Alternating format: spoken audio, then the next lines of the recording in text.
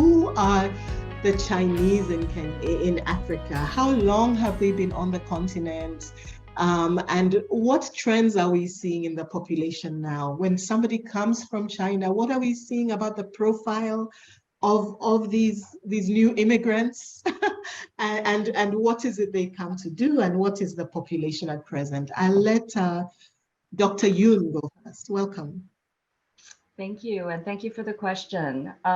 I think the first point people need to understand in the audience is that Chinese have been in Africa for many, many years. The first people-to-people contact, according to the Chinese narratives, started back in the 5th, 6th century with the voyages of Zheng He.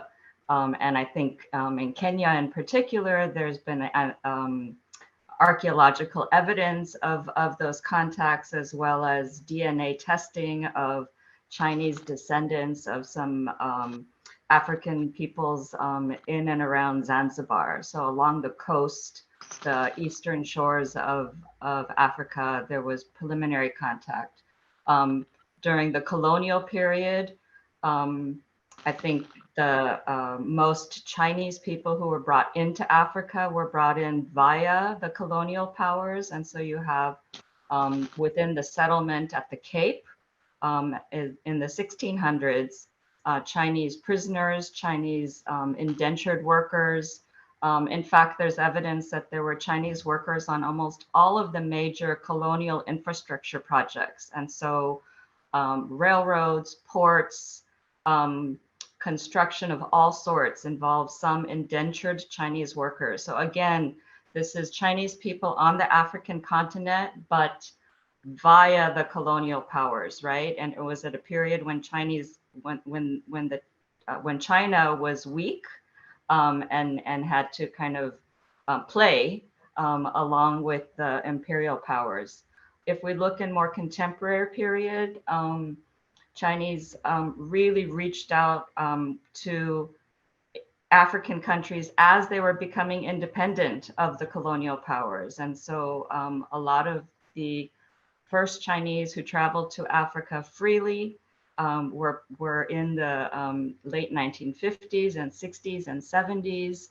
China, even as China was developing and still considered a developing power, sent workers, sent doctors and other medical assistants. It was part of their kind of brotherhood with and solidarity in kind of non-aligned or anti-imperial movements. And so some of the earliest Chinese who traveled to Africa on their own through kind of government programs were part of these solidarity programs. If we move to the modern period, the earliest Chinese who were arriving kind of after the preliminary 50s, 60s, and 70s was really around the turn of the last century. So the late 1990s and into the 2000s. I would argue that the largest numbers are still in countries like South Africa, but there are different types of Chinese in the country, right? So you have the diplomats and officials and Confucius institutes and representatives of Chinese state-owned enterprises.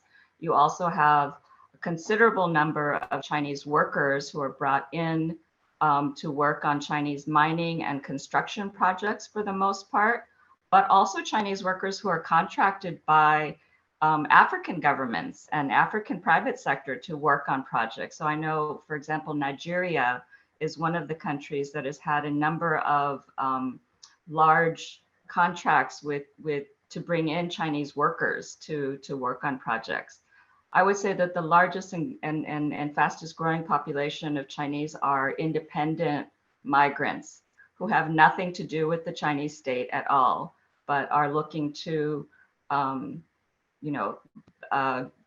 become economically successful when opportunities in China for them are limited. So of all of the people who I interviewed in Southern Africa, almost all of them were independent migrants. They often borrowed money to be able to travel to Africa. Many of them, particularly those from Fujian province, were in some ways left behind in China's own development. They were the ones who didn't benefit, or where construction projects died out. You know, there was no more opportunity for them. And so they looked to Africa as well as to other countries as a pathway to upward mobility. So like my own parents who moved from South Korea to America to find better opportunities and better education for their children, a lot of the Chinese, again, who I interviewed, the ones who are moving independently, often borrow money, start off in small businesses, and several of those folks who either moved by themselves or moved as an employee for a mining company or a construction company and decided to return or stay in Africa, started their own small businesses. And so I would say that's one of the largest kind of groups of Chinese who are in many, many African countries.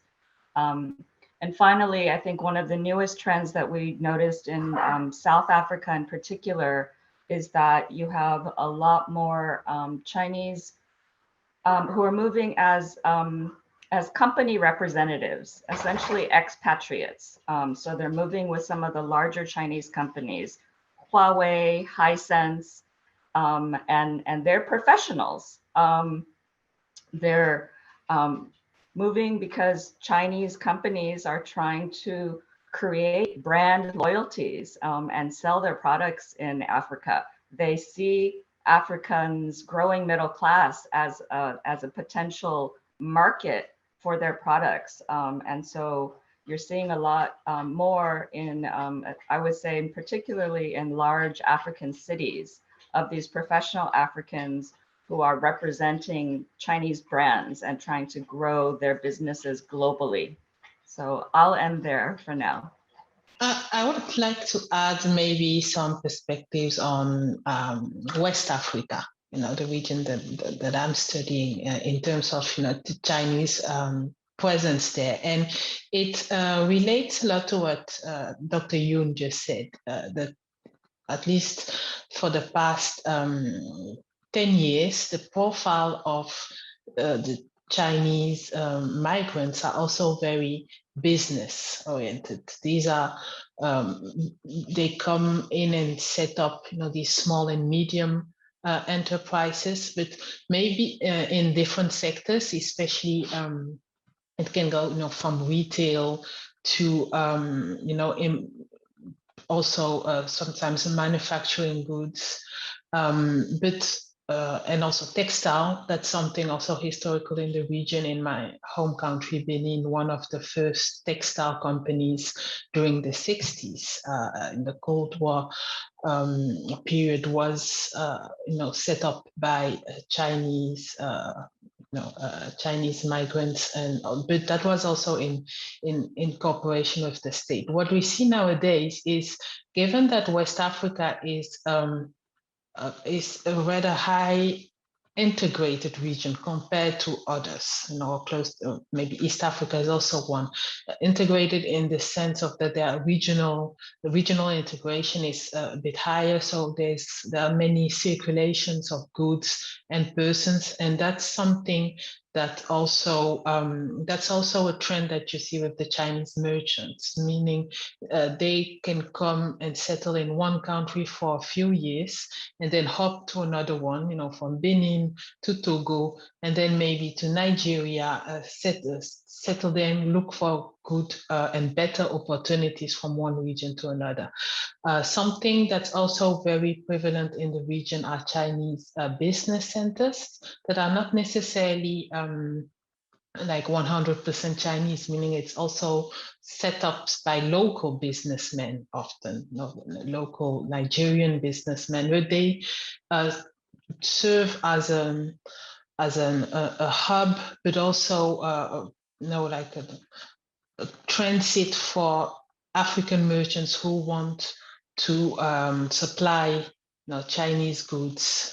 So they use these Chinese malls or Chinese, what they call business centers, as a way to also trade with China. And that's also an opportunity for the Chinese migrants who are settled in these centers. So that's my addition to what Yoon has said on the West African region.